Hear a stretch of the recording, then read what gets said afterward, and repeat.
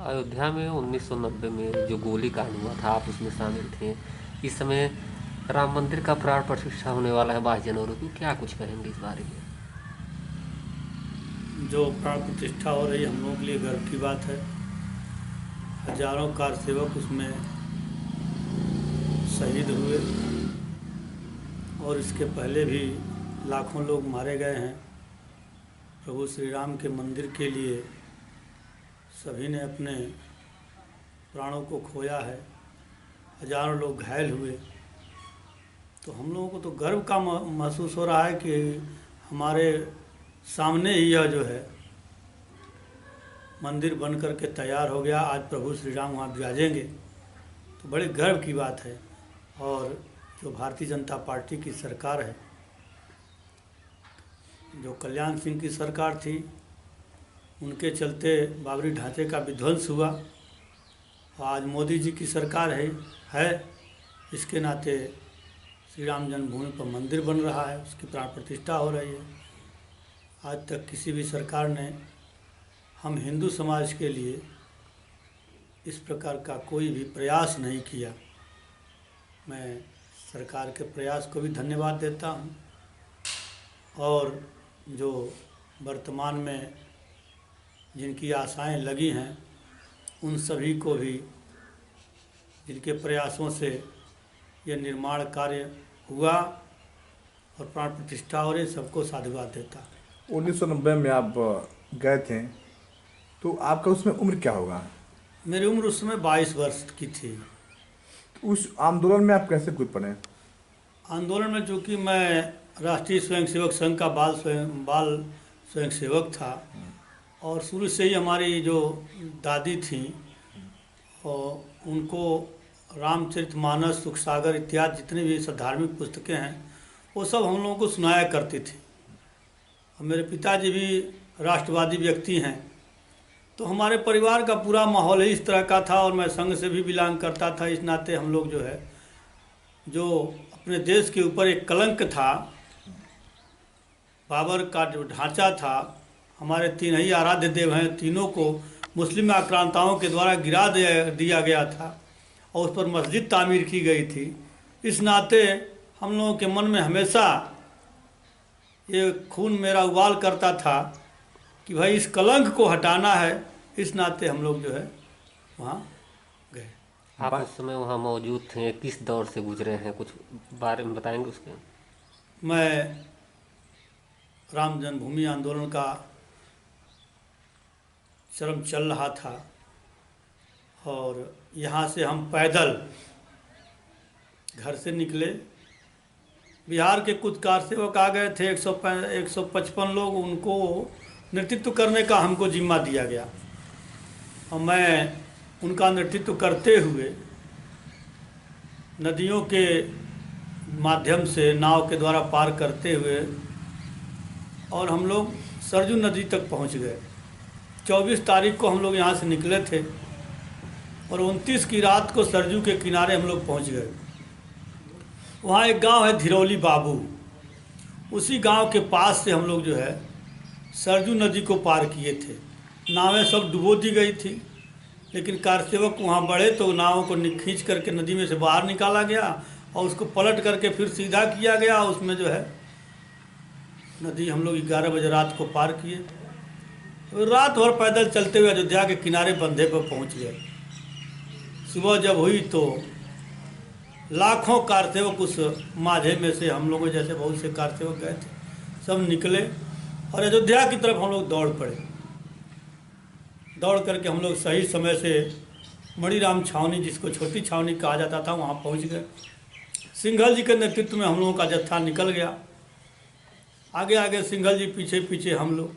आगे जा कर के मार दिए सब, सिंघल जी का सर फट गया। तो उनको उठा के लेके लोग अस्पताल चले गए। फिर हम लोगों को पकड़ पकड़ करके बसों में बंद करके और दूसरे स्थानों पर भेजा जाने लगा। तब तक एक साधु जो ड्राइवर थे, साधु बन गए थे, उनके द्वारा एक बस को जो है, जिस बस में ड्राइवर को हटा करके अपने सीट पर बैठ गया और बस को लेकर के राम जन्मभूमि की ओर चल दिए। सारी बैरिकेटिंग तोड़ते हुए आगे आगे जा रहे थे, पीछे पीछे हम सभी कार सेवक आंसू गैस का गोला और गोली खाते हुए, डंडा लाठी खाते हुए। किसी किसी को गोली लेकर घोन के पास गोली चली थी, तो उसमें एक चंद्रशेखर पांडे थे हमारे यहाँ के, यहीं देवरिया के धनौती के, उनके जंघे में गोली लगी थी, आर पार हुई थी। लेकिन हम सबको छोड़ते हम लोग दौड़ते दौड़ते वहाँ तक पहुँच गए, श्री राम जन्मभूमि के पास। तब तक हमसे आगे भी कुछ कार सेवक पहुँच गए और उन्होंने ऊपर चढ़ कर के भगवा ध्वज लहरा दिया। उस समय मुलायम सिंह जी मुख्यमंत्री थे, उन्होंने कहा था कि परिंदा भी पर नहीं मार सकता था। उनके उस दंभ को तोड़ दिया गया और हम लोग जो है खुशी से झूम उठे। फिर 2 दिन हम लोग उसी अयोध्या में रुक गए। 2 दिन रुक गए, तमाम संतों का, परमहंस रामचंद्र दास जी का और ऐसे नित्य गोपाल दास जी का, सभी लोगों का भाषण सुना गया। उमा भारती का भी सुना गया। फिर 2 नवंबर को उमा भारती जी के नेतृत्व में 2 नवंबर 90 को हम लोग जत्था लेकर के, 4 जत्थे बने थे, एक उमा भारती के नेतृत्व में हम लोग आगे बढ़े। यहाँ चल करके फिर कार सेवा किया जाएगा।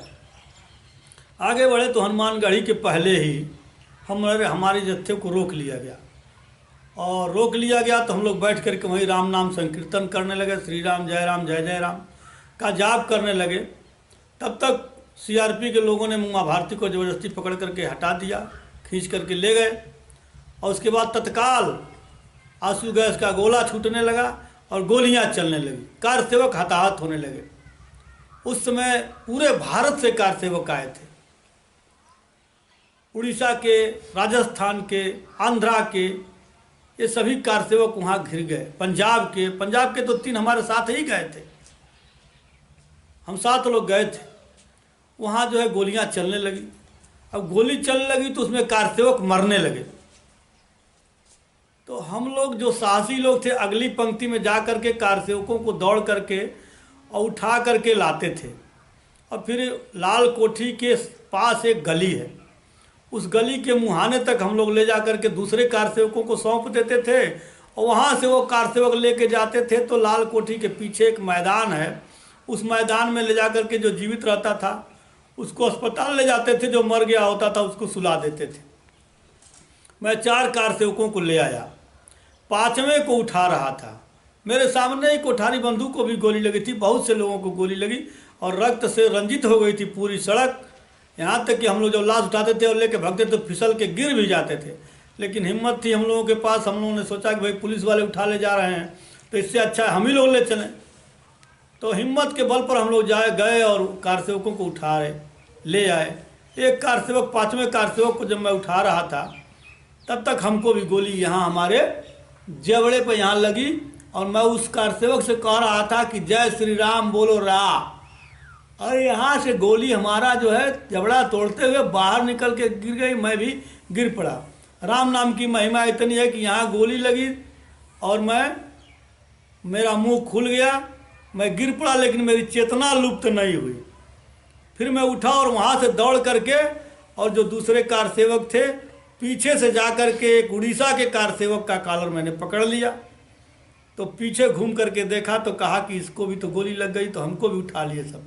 धीरे धीरे मेरी चेतना लुप्त हो रही थी, लेकिन मैदान में ले जा करके हमको सुला दिए, जहाँ लाशों का 92 लाशों का अंबार लगा हुआ था, वहीं हमको भी सुला दिए।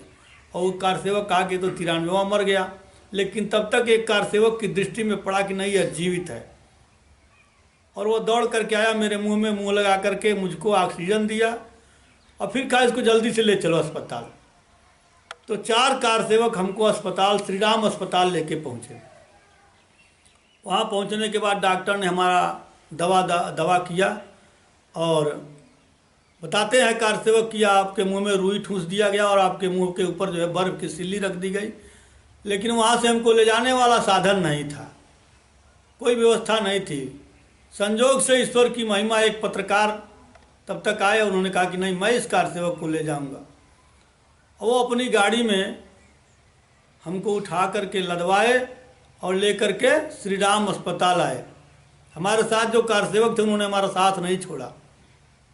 श्री राम अस्पताल से हमको लेकर के फैजाबाद अस्पताल गए, और फैजाबाद सदर अस्पताल में हमारा जो है तुरंत ऑपरेशन हुआ। उसके बाद हमको हमको लगता है 4 या 6 घंटे के बाद हमको होश आया।